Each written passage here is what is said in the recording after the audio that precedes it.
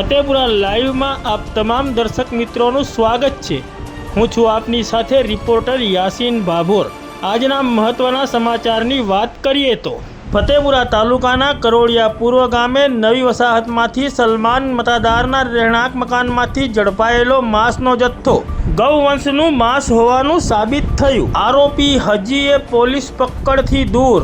આ ઘૃણાસ્પદ કૃત્યમાં સંડોવાયેલા તમામ આરોપીઓને વહેલામાં વહેલી તકે ઝડપી લઈને તેઓને દાખલારૂપ સજા કરવાની ગ્રામજનોની માંગ। ફતેપુરા પોલીસે કાયદેસરની ફરિયાદ દાખલ કરી આગળની કાયદેસરની કાર્યવાહી અને તપાસ હાથ ધરી। તારીખ 21 મે 2025ના રોજ ફતેપુરાના ગૌરક્ષક અનુયાયીઓ દ્વારા ફતેપુરા પોલીસને નવી વસાહત ફતેપુરા ખાતે રહેતા સલમાન અબ્દુલ હક મતાદાર નાઓના મકાનમાં ગૌવંશ માંસનું કતલ કરેલ હોવાની માહિતી મળી હતી। જે માહિતીના આધારે ફતેપુરા પોલીસે તપાસ કરીને કાયદેસરની કાર્યવાહી કરી સલમાન મતાદારના મકાનમાંથી મળી આવેલું માંસ કયા પશુનું છે તે અંગે જાણવા વેટેનરી ડૉક્ટર મારફતે માંસના નમૂનાઓ મેળવીને FSL સુરત ખાતે મોકલવામાં આવ્યા હતા। જેનું પરિણામ આવી જતાં સલમાન મતાદારના મકાનમાંથી મળી આવેલ કતલનું માંસ ગૌવંશ માંસ તરીકે ઓળખાઈ આવેલું હોય ફતેપુરા પોલીસે સલમાન મતાદારની વિરુદ્ધમાં ફતેપુરા પોલીસ મથકે FIR દાખલ કરીને વધુ તપાસ તજવીજ હાથ ધરી છે।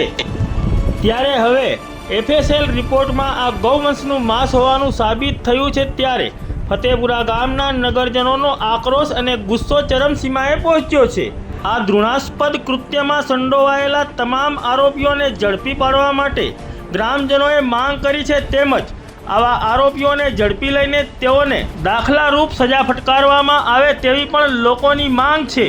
ત્યારે આ ઘૃણાસ્પદ કૃત્યનો મુખ્ય આરોપી સલમાન અબ્દુલ હક મતાદાર હાલ ફરાર છે અને ફતેપુરા નગરમાં ચોરે અને ચોટે લોકમુખે ચર્ચાઈ રહ્યું છે કે મોટા પશુને મારવા માટે ફક્ત એક જ વ્યક્તિથી આ કાર્ય થઈ શકે તેમ નથી। તેથી ફતેપુરા પોલીસ દ્વારા આ ઘૃણાસ્પદ કૃત્યની તલસ્પર્શી અને ઝીણવટભરી તપાસ કરવામાં આવે અને આ ઘૃણાસ્પદ કૃત્યમાં સંડોવાયેલા તમામ આરોપીઓને ઝડપી લઈને તેઓને દાખલારૂપ કાર્યવાહી કરવામાં આવે અને તેઓને કડકમાં કડક સજા કરવામાં આવે અને આવું ઘૃણાસ્પદ કૃત્ય કરતા બીજી વાર કોઈ વ્યક્તિ 100 વખત વિચારે તેવો દાખલો બેસાડવામાં આવે અને કડકમાં કડક સજા કરવામાં આવે તેવી પ્રબળ લોક માંગ ઉઠવા પામી છે।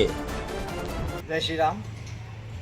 21 તારીખ બુધવારના રોજ સવારમાં 5 વાગે મને બાતમી મળી હતી કે ફતેપુરાના કરોડિયા પૂર્વ ગામમાં સલમાન મતાદારના ઘરે ગાય માતા કપાઈ રહી છે। ત્યારે આમાં ગૌરક્ષકો જે હતા એ બધા ત્યાં પહોંચ્યા હતા।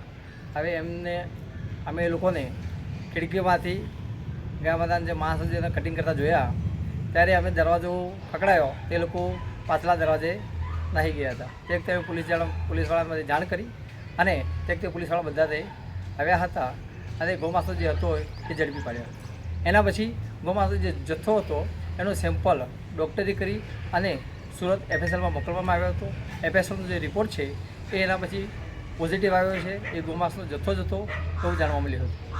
આજે અમે ફતેપુરા પોલીસ સ્ટેશનમાં FIR નોંધાવવા માટે આવ્યા છીએ અને સરકારશ્રીને એવી અમે માગણી કરીએ છીએ કે જે ગૌમાતા આપણે રાષ્ટ્રમાતા જે થવા જઈ રહી છે બરાબર છે, સરકારનો એવો કાયદો છે કે જો ગૌમાતાને કાપે છે આજીવન કારાવાસની સજા નિર્ધારિત કરેલી છે। તો અમે પણ એવી માગણી કરીએ કે આજે પણ ગૌહત્યા કરી છે એ કસાઈઓને આજીવન કારાવાસની સજા મળે।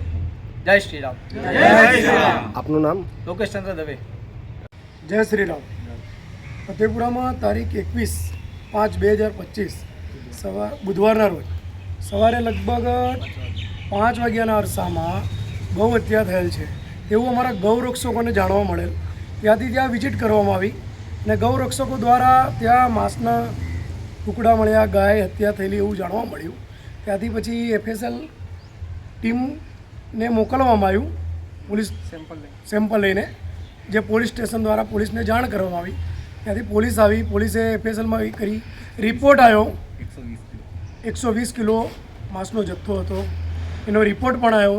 રિપોર્ટમાં ગૌનું જ માંસ છે એ જાણ થઈ છે તો એની ફરિયાદ તાત્કાલિક લેવાય, એના પર પગલાં ભરવામાં આવે અને જે ફરાર આરોપીઓ છે તેમના પર સજા કરવામાં આવે અને ભારત દેશની અંદર ગૌ હત્યાનો કાયદો એવો છે તેનું ખરેખર પાલન કરવામાં આવે અને જ્યાં આવી ગાયો માતાઓ બંધ કરતી હોય તો તમામ કતલખાના બંધ કરવામાં આવે તેવી અમારી અરજ છે. જય શ્રી રામ. જય શ્રી રામ.